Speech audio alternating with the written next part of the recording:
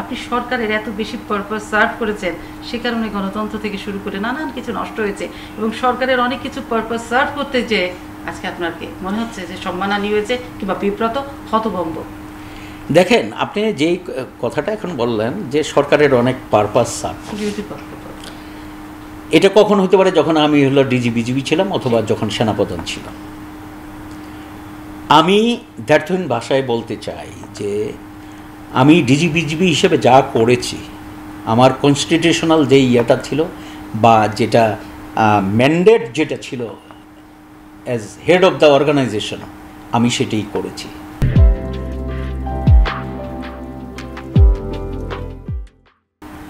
তার মধ্যে যেমন একটা ছিল assist civil administration in maintaining law and order situation, এবং এই কাজ পালন করতে যায় আমি পুলিশ বলেন, আনসার বলেন, অন্য যারা ছিল সবাইকে আমি সহযোগিতা করেছি আমার বাহিনী, আমার অধীনস্থ বাহিনীকে দিয়ে। এই সহযোগিতার সুফল যদি কোনো কেউ যদি পেয়ে থাকে, আর যদি এটা যদি কারো বিপক্ষে যায় থাকে, they should not blame me. আর আমি না করলে তো আমাকে বলতো যে you have not done your constitutional obligations or এই responsibilities, you have not perform that. আমি তো সেটি করেছি। উদাহরণ দেন কোন জিনিসটা আমি করেছি, যেটা হলো যে আমার উপরে হলো যে ভেস্টেড রেসপন্সিবিলিটি ছিল অ্যাজ ডিজিবিজিবি, যেটা কনস্টিটিউশনাল। কোন জিনিসটাতে বলেন যে যেটা আমি করেছি ইট ওয়াজ ইলিগাল? এটা আমি বলছি ডিজিবিজিবি।